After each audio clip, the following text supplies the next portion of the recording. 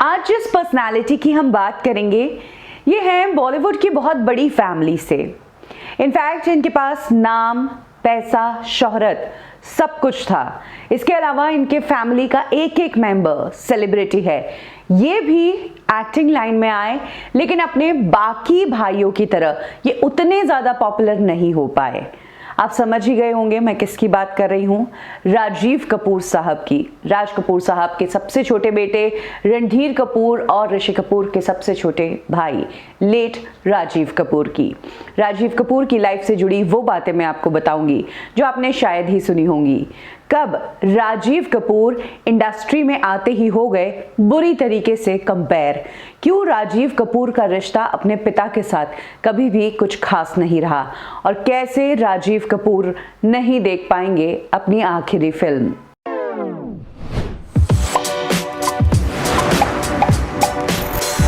राजीव कपूर का जन्म हुआ 25 अगस्त 1962 को।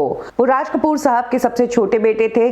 चेंबूर में ही वो पले बड़े हैं और वहीं के एक स्कूल से उन्होंने पढ़ाई की है। राजीव कपूर का बचपन और उनकी आगे की जो लाइफ थी वो बहुत ही लैविश तरीके से गुजरी।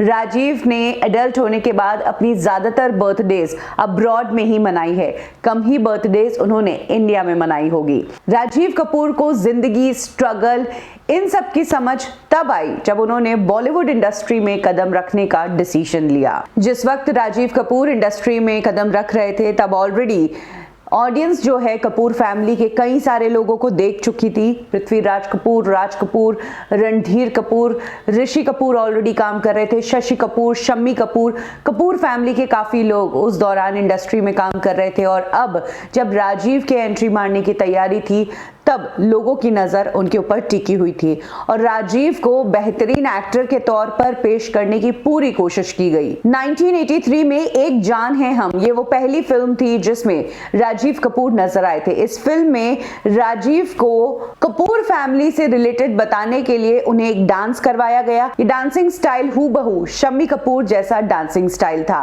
लोगों ने इस फिल्म में राजीव कपूर को देखते ही शम्मी कपूर से कंपेयर करना शुरू कर दिया और कंपैरिजन के साथ साथ क्रिटिसाइज करना भी शुरू कर दिया क्योंकि शम्मी कपूर जैसे डांसर के तौर पर वो राजीव कपूर को नहीं देख रहे थे। ऑडियंस का रिएक्शन ये था कि शम्मी कपूर जैसा डांसर आज तक कोई पैदा नहीं हुआ और उनका कोई कंपैरिजन ही नहीं है। ये वो पहली स्टेप थी जो राजीव कपूर के करियर में गड़बड़ हो गई थी। एक तो कपूर फैमिली का होना, एक्सपेक्टेशन वैसे ही आई थी और फिर शम्मी कपूर की तरह डांस कर लेना, तो लोगों ने शम्मी कपूर को ढूंढना शुरू कर दिया राजीव कपूर में, जो कि उन्हें नजर ही नहीं आए। इसके बाद आई फिल्म आसमान जिसमें राजीव नजर आए दिव्या राणा और टीना मुनीम के साथ। राजीव ऑलरेडी अब तक दिव्या राणा के साथ 2 फिल्में कर चुके थे और तब राजीव और दिव्या राणा के अफेयर की खबरें सुर्खियां बटोर रही थी। जिस टाइम राजीव के करियर के बारे में ज्यादा बात होनी चाहिए थी तब उनकी पर्सनल लाइफ को लेकर चर्चे चल रहे थे। मेरे साथी, लावा, जबरदस्त, ये वो फिल्में हैं जो राजीव ने की, लेकिन अभी तक राजीव वैसा मुकाम नहीं पा पाए थे जैसा कपूर खानदान के एक बेटे का होना चाहिए या जैसा ऋषि कपूर साहब का था।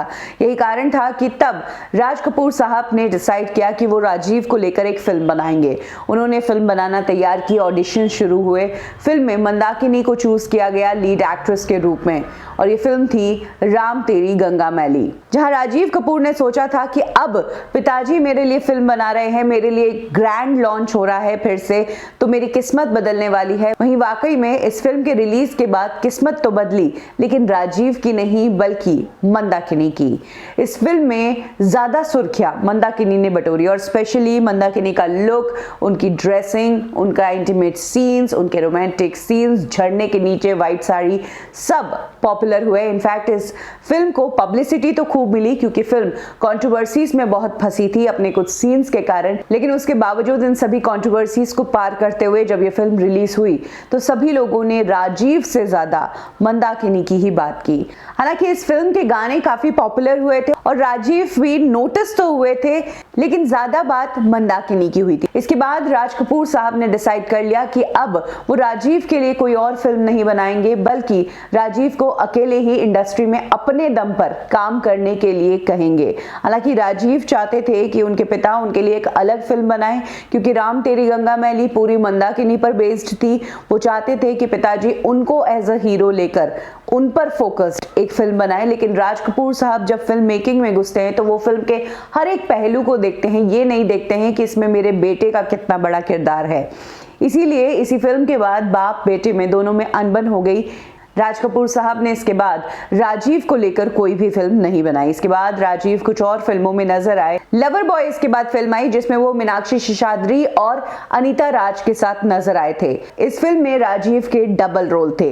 जलजला, हम तो चले परदेस। इनिशियली राजीव की फिल्में होती थी वो सिंगल हीरो और 2 एक्ट्रेसेस, लेकिन धीरे धीरे जिस तरह से फिल्में फ्लॉप होना शुरू हुई, सीरीज ऑफ फ्लॉप आई, तब राजीव के लिए सिर्फ और सिर्फ मल्टी स्टारर रोल्स ऑफर हुए। और एक टाइम ऐसा आया जब राजीव को कुछ खास रोल्स नहीं मिल रहे थे तो उन्होंने फिल्में करना ही बंद कर दिया। इसी दौरान वो अपने पिता के साथ फुल टाइम असिस्टेंट डायरेक्टर के रूप में काम करते थे, फिल्म मेकिंग के गुर सीख रहे थे। राज कपूर साहब इस दौरान एक फिल्म बना रहे थे, हिना। इस फिल्म के दौरान राजीव को मन में था कि कहीं ना कहीं वो उन्हें कास्ट कर ले, लेकिन पिताजी ने इस फिल्म के लिए ऋषि कपूर को चूज किया। एक बार फिर से राजीव के अंदर जो उमंग थी कि उनके पिता उनको लेकर फिल्म बनाएंगे, वो उमंग वहीं खत्म हो गई। हालांकि इस फिल्म के दौरान राज कपूर साहब की डेथ हो गई और तब राजीव ने इस फिल्म में प्रोड्यूसर की गद्दी संभाली। वहीं रणधीर कपूर ने फिल्म को डायरेक्ट किया और ऋषि कपूर के साथ इस फिल्म को बनाया गया। इस फिल्म की मेकिंग के दौरान कश्मीर की जब शूटिंग थी तब सलमान खान की फिल्म की भी शूटिंग हो रही थी, सनम बेवफा की, और तब सलमान ज़ेबा बख्तियार को लेकर कुछ ज्यादा ही इंटरेस्ट दिखा रहे थे। राजीव की फिल्म की शूटिंग पर इफेक्ट पड़ रहा था, तब राजीव ने वहां पर सलमान को ज़ेबा से दूर रहने की भी हिदायत दी थी। दोनों में आर्ग्यूमेंट और हाथापाई जैसी सिचुएशन हो गई थी। फिर फिल्में आई आप, लौट चले और प्रेम ग्रंथ। ये वो फिल्में थी जिसमें राजीव या तो प्रोड्यूसर बने या डायरेक्टर बने, लेकिन इस काम में भी राजीव को कुछ खास इंटरेस्ट नहीं आया। यही कारण है कि एक टाइम के बाद वो इंडस्ट्री से दूर ही हो गए। पर्सनल लाइफ की अगर बात करें तो दिव्या राणा के बाद राजीव का नगमा और एक्ट्रेस मीना कंवर, जिसने फिल्मों में आने के लिए अपना नाम तृष्णा कंवर किया था, उसके साथ भी नाम जुड़ा था। ऐसे ही राजीव एक बार एक अब्रॉड ट्रिप पर गए थे जहां पर उनकी मुलाकात हुई एक आर्किटेक्ट से। इस आर्किटेक्ट की खूबसूरती से राजीव इतने ज्यादा इंप्रेस हुए कि आर्किटेक्ट उन्हें पसंद आ गई और 2 साल तक डेट करने के बाद उन्होंने आरती नाम की इस आर्किटेक्ट से शादी ही कर ली। दिसंबर 2000 में राजीव और आरती की शादी हुई। शादी में इंडस्ट्री के बड़े बड़े लोग शामिल हुए और जैसे कि कपूर फैमिली की बाकी शादियां हुई उसी ग्रैंड लेवल पर यह शादी हुई थी। लेकिन राजीव और आरती की यह शादी ज्यादा समय नहीं चल पाई। कुछ ही महीनों बाद दोनों के बीच प्रॉब्लम्स आने लगी। कई महीनों तक अलग रहने के बाद ईयर 2003 में दोनों ने तलाक ले लिया। उसके बाद राजीव ने कभी भी शादी नहीं की और वो एक प्राइवेट लाइफ ही गुजारने लगे, जहां एक तरफ राजीव की फैमिली के दूसरे लोग, ऋषि कपूर साहब तो इंडस्ट्री में एक्टिव थे ही, साथ ही रणधीर कपूर की बेटियां करिश्मा कपूर और करीना कपूर इंडस्ट्री में अपना नाम कर रही थी और रणबीर कपूर इंडस्ट्री में एंटर कर रहे थे। तब राजीव कपूर एक गुमनामी सी जिंदगी जी रहे थे। 2015 में राजीव कपूर एक बार फिर से सुर्खियों में आए थे, तब जब वो आईफा अवार्ड से लौट रहे थे और मिड एयर में फ्लाइट में उनका झगड़ा हो गया।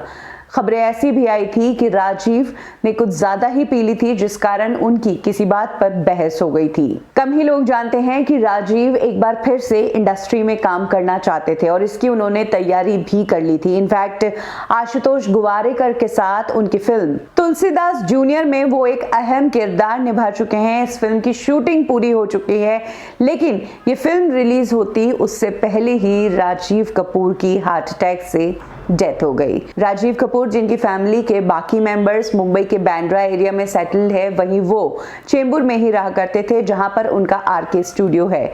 अपने आखिर के दिनों में राजीव कपूर की एक वीडियो काफी वायरल हो रही थी जिसमें उन्होंने आखिरी गणपति विसर्जन किया था, जो कि आरके स्टूडियो से हर साल होता था।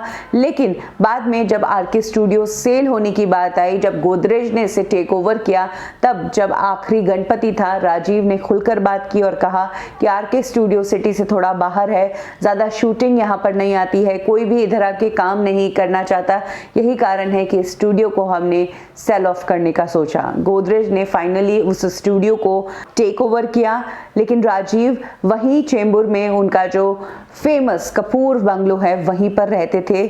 9 फरवरी सुबह के टाइम उन्हें हार्ट अटैक आया, जिसके बाद उन्हें चेंबूर के नज़दीकी हॉस्पिटल में ले जाया गया। डॉक्टर्स ने कहा लाने में देरी हो गई, उनकी पहले ही डेथ हो चुकी थी। तो ये है इंडस्ट्री की सबसे बड़ी कपूर फैमिली के लेसर नोन कपूर ब्रदर की। आपको क्या लगता है, क्यों राजीव कपूर ऋषि कपूर साहब की तरह या अपने अंकल शशि कपूर शम्मी कपूर की तरह इंडस्ट्री में उतने बड़े स्टार नहीं बन पाए? कमेंट सेक्शन में जरूर शेयर करें। कब क्यों और कैसे में अभी के लिए बस इतना ही। फिर मिलेंगे बॉलीवुड की एक और स्टोरी के साथ। लाइक करें हमारा फेसबुक पेज बॉलीवुड ठिकाना, फॉलो करें हमें इंस्टा पे और सब्सक्राइब करें हमारा यूट्यूब चैनल बॉलीवुड ठिकाना।